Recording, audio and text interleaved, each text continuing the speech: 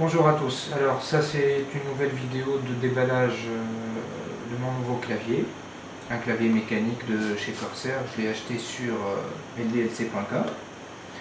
Donc je vais vous faire une vidéo de déballage rapide de ce nouveau clavier.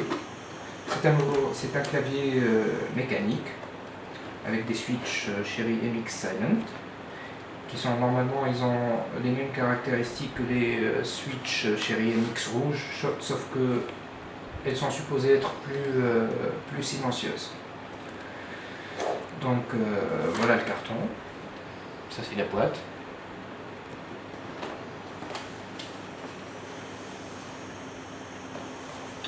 Alors on va voir maintenant ce qu'il y a à l'intérieur, le contenu de la boîte.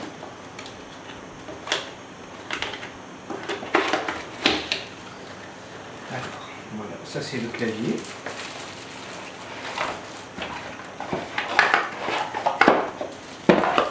On le laisse de côté pour l'instant. Alors qu'est-ce qu'on a aussi? Ça c'est la fiche de garantie, le manuel d'utilisation. Alors on a des touches supplémentaires pour les jeux.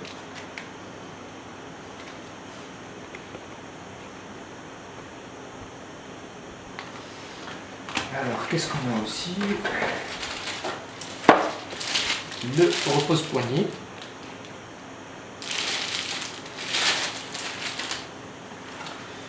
Alors donc c'est pas un repose-poignet en métal, c'est juste du plastique, mais il a une texture vraiment très spéciale.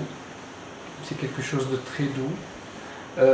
Au toucher ça ressemble un peu à la gomme, sauf que c'est du plastique rigide, mais c'est vraiment très agréable.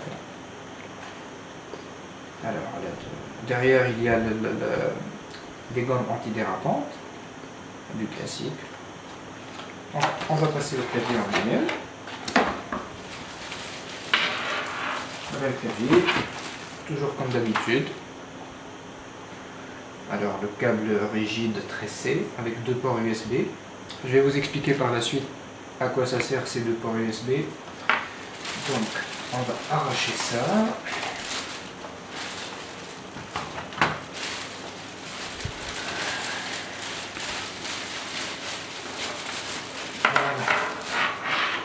On enlève ce truc.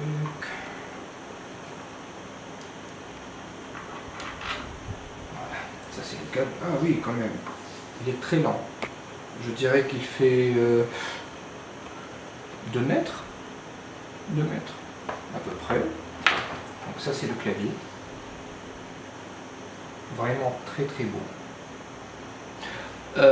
Personnellement, j'ai déjà vu ce clavier en vidéo et sur photo et je peux vous dire que dans la vraie vie, c'est totalement, la sensation elle est totalement différente. C'est très rigide, il est très bien construit. Rien ne bouge, tout est bien assemblé. Franchement, c'est du sans faute. Regardez la taille des gommes antidérapantes, c'est vraiment énorme. Il n'y a aucun risque que ça bouge une fois sur la table. Et même, je vais vérifier ici. Ah, il y a de la gomme aussi, ici. Alors, bon, on va tester le son plus tard. Donc, je vais essayer de fixer ça. Ah, d'accord, c'est facile.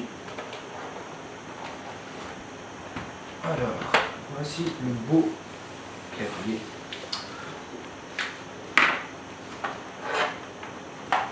Alors, par derrière, on a un port USB, justement, d'où l'intérêt des deux fiches USB. Donc, une fiche USB, ça sera pour le clavier, pour le fonctionnement du clavier lui-même.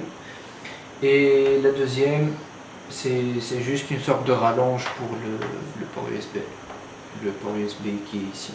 On peut brancher un disque dur, une clé USB, mais il me semble que c'est du USB 2, c'est pas du USB 3. Je suis pas sûr. Alors on va le brancher. Voilà.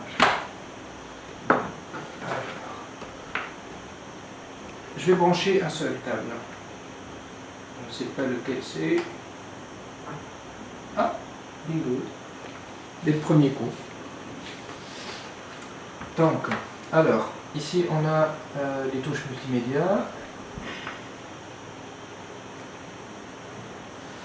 Les touches play, stop, mute. Hop, mon téléphone qui sonne.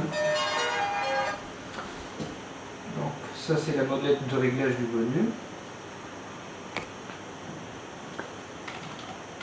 Ça c'est les boutons mécaniques. Ce bouton-là, il sert à verrouiller la touche Windows. C'est pour les gamers. Ça c'est pour changer l'intensité du rétroéclairage. Et ça, c'est pour changer le profil utilisateur, que ce soit pour l'effet de transition des couleurs ou si vous avez des paramétrages pour les macros, etc., des touches personnalisées. Parce qu'il y a avec le logiciel de chez Corsair, on peut même modifier, on peut créer des macros, on peut changer les fonctions des touches, etc.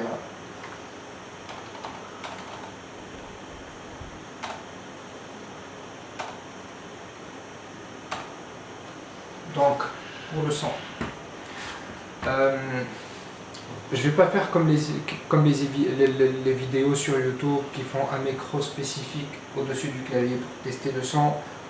Je préfère que ce soit plus naturel, en gardant le micro dans l'appareil photo.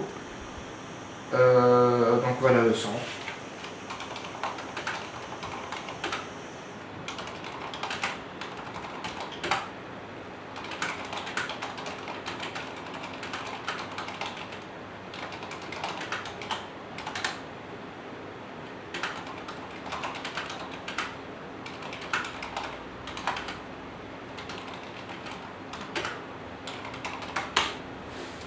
Voilà le son.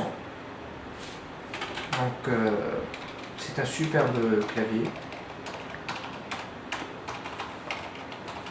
Personnellement, je suis vraiment bluffé par la qualité de fabrication, la finition, etc. Et pour les switches, c'est du sans faute. C'est très bien construit.